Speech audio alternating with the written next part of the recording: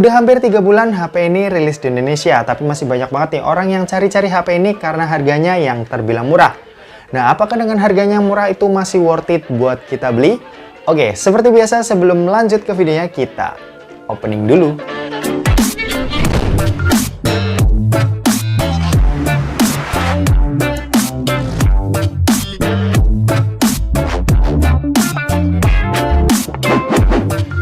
So, halo guys, balik lagi sama Kulo Sore. Oke, di masa pandemi gini, HP-HP murah lagi dicari banget nih. Gak cuma buat belajar online, tapi buat menunjang kebutuhan lain, misal kayak bersosial media, nontonin YouTube, atau bahkan bermain game. Nah, kali ini di tanganku udah ada Redmi 9A yang rilis sejak bulan Agustus lalu. Dan rasanya Xiaomi tepat ya dalam merilis segmen ini yang bener-bener lagi dicari banget.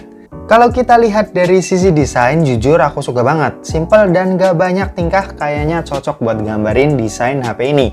Gak kayak kakaknya si Redmi 9C yang punya desain anti-mainstream. Si Redmi 9A justru hadir dengan desain yang cukup kalem. Kalau kita lihat desain bagian belakangnya, ini si Redmi 9A menggunakan bodi bermaterialkan plastik dengan finishing garis-garis halus yang gak begitu kelihatan. Terus ada modul kamera di pojok kiri atas yang menyatu dengan flash dan spesifikasi kameranya. Lalu di bawah modul kameranya ini ada aksen yang cukup keren sih buat finishingnya. Terus kalau kita lihat di bagian atas HP ini ada jack 3,5 mm. Di bagian kanan ada tombol volume dan tombol power. Di sebelah kiri ada SIM tray yang triple slot. Dan di bagian bawah ada speaker, lubang micro USB dan mikrofon. Untuk di bagian layar sendiri ini menggunakan desain water drop yang udah sering kalian lihat lah ya buat HP-HP entry level. Terus buat layarnya ini sendiri menggunakan panel IPS dengan resolusi SD Plus saja atau 720x1600 pixel yang punya luas layar 6,53 inci. Ya buat kebutuhan misal kayak daring atau nonton YouTube itu udah lebih dari cukup. Apalagi buat kalian yang gak peduli dengan kualitas layar, asal bisa nonton dengan layar gede ini kayaknya udah cukup banget. Untuk kameranya sendiri, HP ini dibekali dengan satu kamera aja yang udah aku sebutin tadi yang memiliki resolusi 13 megapiksel. Buat hasil foto ya standar HP-HP kelas entry level yang nggak bisa berharap lebih ya karena minimnya fitur. Tapi ini terbilang udah cukup buat sekedar foto-foto dan masih cukup layak kok buat diupload ke sosial media.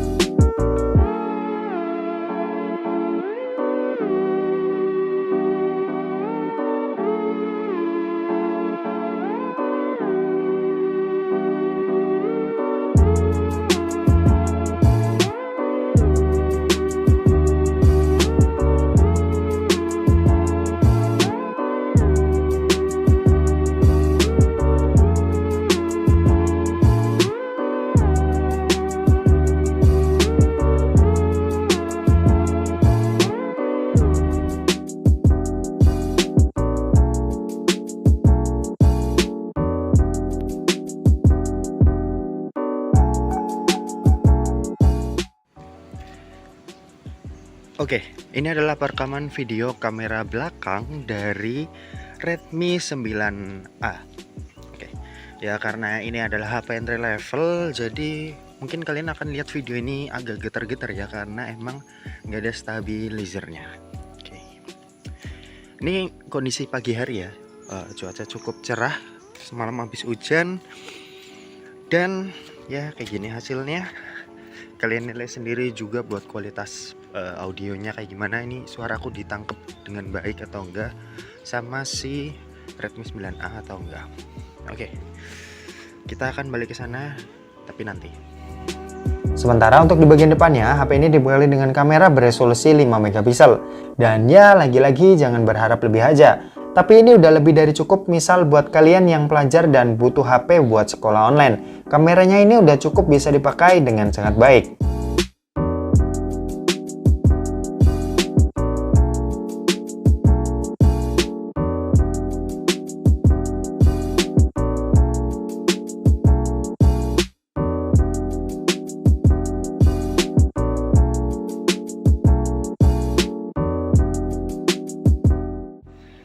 Oke, ini adalah perekaman video kamera depan dari Redmi 9A. Dan ya sama kayak kamera belakangnya, Mungkin ini agak sedikit getar-getar ya ketika kita pakai jalan. Oke, kayaknya nggak perlu diajak tarik, kita udah tahu hasilnya kayak gimana. Kalian nilai juga buat kualitas audionya kayak gimana. Oke, yuk balik ke studio.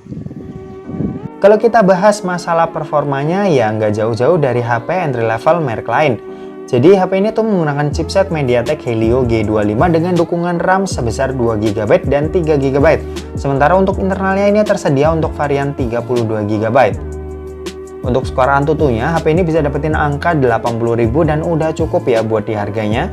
Game-game ringan sepertinya bisa dimainkan dengan cukup lancar di HP ini. Sementara untuk game-game berat macam PUBG Mobile atau Asphalt 8 ini HP bakal kesiksa banget dan kurang cocok buat di kelasnya.